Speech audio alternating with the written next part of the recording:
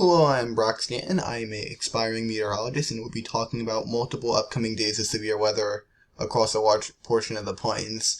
So you can see this is our day 5 risk. We have Texas, a large portion of the eastern half of Oklahoma, and up into portions of Kansas. And then see our day 5. Our day 6 is basically the same thing except the tiniest bit farther east. And day 7, it expands farther north, even into southern Iowa, but we can see it'll be 3 days, and it could continue on after this, but there's too much uncertainty. But the SPC has highlighted 3 straight days for potential severe weather in the day 5, 6, and 7 period, so it's going to be very important to watch and see how this evolves. So we are going to be looking at the GFS, which is the ensemble members of the GFS. Again, this is a 50-member average. And it's basically just if you change a tiny bit, what would happen, which is much better in the long range because it's very hard to get accurate predictions this far out. So making tiny changes and seeing how that would affect things is a lot of times more accurate than the main runs at this range. And so you can get into Monday, and the GFS has a very suppressed system. The Euro is showing a system much that reflects the day 5 risk much more, and the GFS was showing that earlier. So it's curious to see if the GFS is picking up on something new or whether it will fold back towards the Euro. We're just going to look to Tuesday. You can see this is in the evening hours, a very classic, and keep in mind this is a medium range ensemble members picking up on a very sharp dry line. So you can see there's this here in Tuesday evening, and this storms would likely supercells would fire off of this and be capable of damaging winds, large hail, and unclear to find the tornado potential this far out, but it certainly would be somewhat there based on what we're seeing right now. And then Wednesday, we can see expands farther, possibly farther north, and this is a day 7 risk. You can just see how then even there, well, I think it would be lower end on Thursday. There still could be some chances for severe weather before the system eventually pushes offshore. So we're now going to take a look at the instability. And right now, this is what I have the highest confidence in for especially the Monday and Tuesday risk. And we can see we get into the day on Monday. And again, GFS is more suppressed with the system, but we can see how there's this corridor of moderate instability across portions of eastern Oklahoma, southeastern Oklahoma, eastern Texas, portions of Louisiana, a large portion of Arkansas. So we can see there's that. And again, we can't take a sounding because it's an ensemble mean, but you see this corridor of moderate instability. And now we're going to take a look at our 850 jet, which is very important in assessing severe weather potential. And we're going to see that in this case, as we get into the evening hours, it's a little bit displaced off to the east.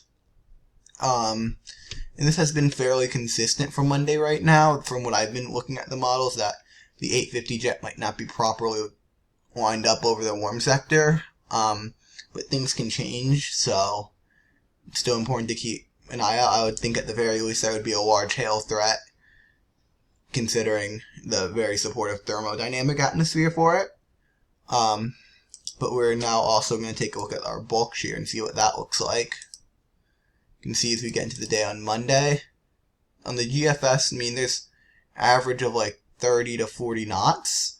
And keep in mind that's a mean, so that's a good signal that there'll be at least decent shear for supercell thunderstorms. Not incredible shear by any means, but there'll be at least some shear in place. So now we're going to look at the day 2. Again, we're not going to be going as much in depth on this because we're so far out. But yeah, we're going to be looking at the day 6 risk. I think I may have said day 2. I meant day 6. Going to look, and we're going to see the robust instability axis is going to spread here. You can see the dry line with the instability, which has been kind of interesting. You can see it's right along there as my mouse is highlighting. So again, we can see this corridor of moderate, perhaps what could end up being strong instability. We'll just have to watch and see. And again, now we're going to take a look at our 50 jet. You can see this is in the afternoon hours. There's some there.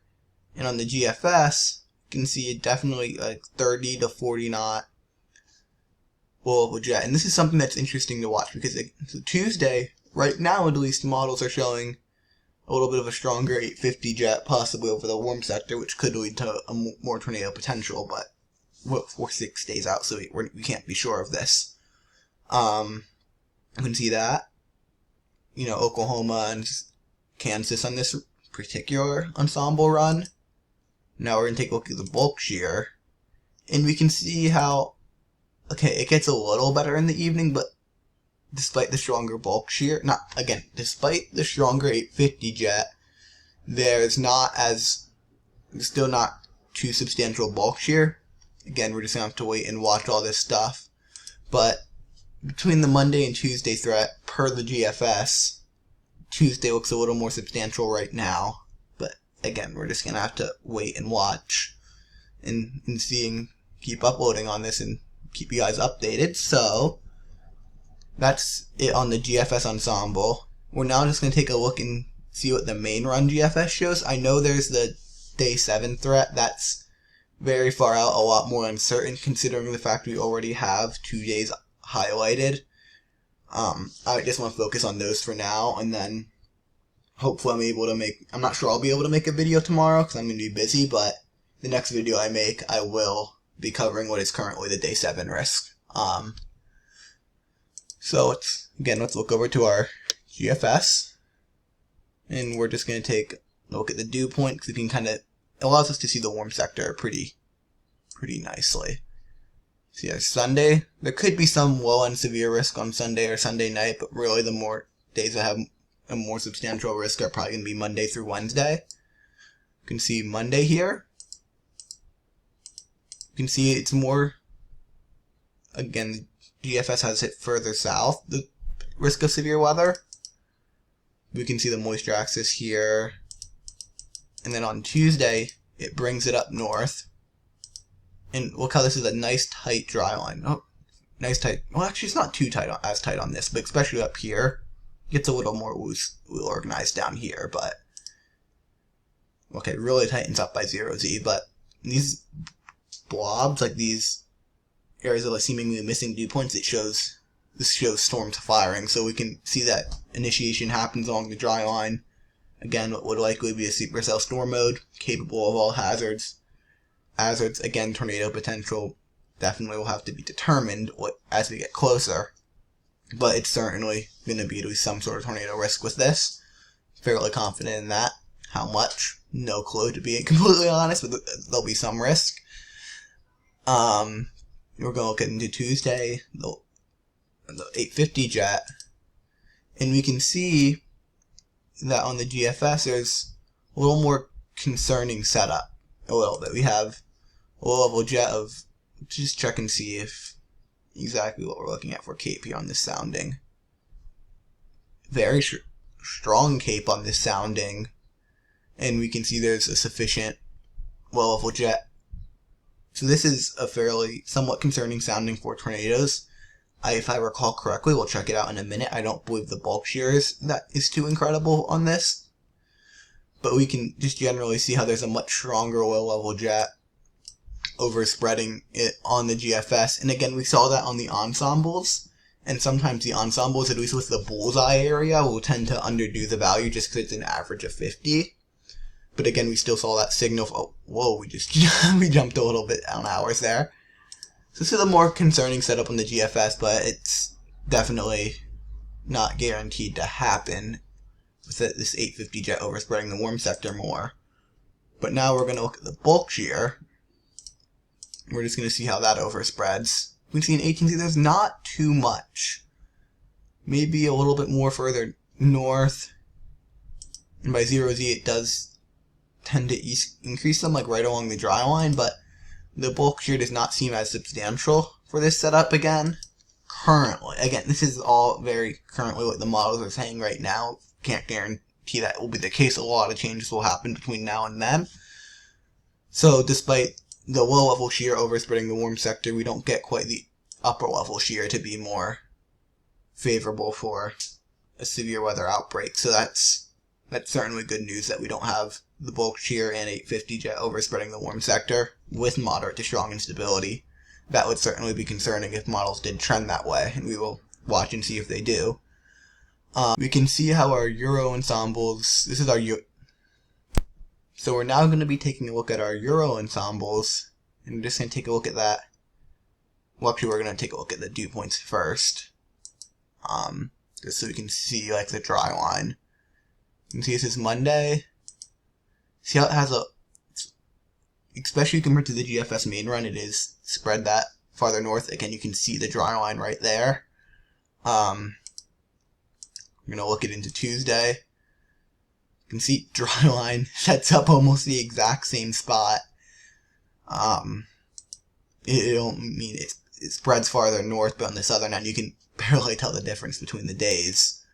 And then Wednesday, we can see that at least that potential for severe weather may spread somewhat off to the east.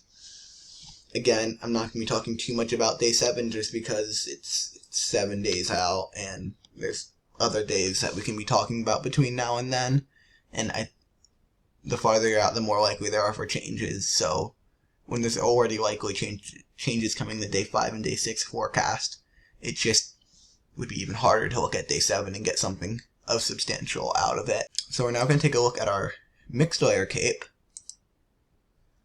on the Euro ensemble mean. You can see that's the possible Sunday night event. But really Monday we can see how this moderate instability spreading a little further north than on the GFS, and this more accurately reflects the day 5 risk.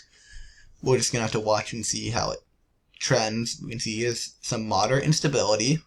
We're going to take a look at the upper level, or not, at the low level wind shear first, and then we'll take a look some higher up in the atmosphere wind shear. And we can see that on the Euro actually does develop some more low level shear, like 30 across eastern Oklahoma, like 30 to 40 knots. So that is definitely interesting to see how if that ends up happening. And I mean, there's a chance that the severe weather threat could just be down here, and then that's a whole butterfly effect on where the 850 jet would be with all that, so I can't even really get into what that means. But yeah, severe threat, very uncertain, but the Euro does develop like an eastern Oklahoma mode, would probably have some tornado potential given that 850 jet over the moderate instability. We're now going to take a look at the bulk shear.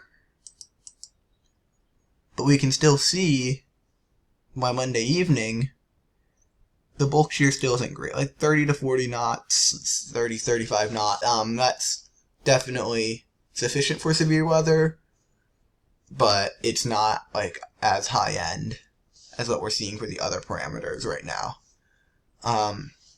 So now we're going to go back to the mixed layer cape and take a look at Tuesday's event. We can see moderate, if not strong, instability getting into the afternoon and evening hours. So we're going to see really, again, just on the Euro average, basically anywhere east to Oklahoma City, up through a large portion of Missouri, and most of the state of Arkansas has that 1,000 plus cape average. So we're going to see this whole area in here, and we're going to want to look and see how the 850 jet is over, and again, even maybe spreads a little farther north eventually as we get into the evening hours. So now let's take a look at that 850 jet. Kind of went past it. So here it is in the early afternoon hours, and then as we get into the more evening hours, again, we can see the Euro on both these days, interestingly, is highlighting eastern Oklahoma. I don't know whether that's going to end up being true. That's just what the Euro average, like the 50-member average of the Euro ensembles are saying right now. We're just going to have to watch that and see how it trends.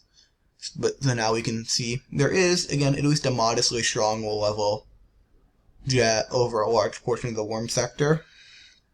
And now we're going to take a look at our bulk shear. And we're just going to see. But again, the Can there's some more bulk shear, but generally the bulk shear isn't incredible again. So what I'm seeing is, at least on the euro, and very similar with the GFS as well, especially for Tuesday, is that we're going to have moderate to strong instability. Again, what models are saying right now.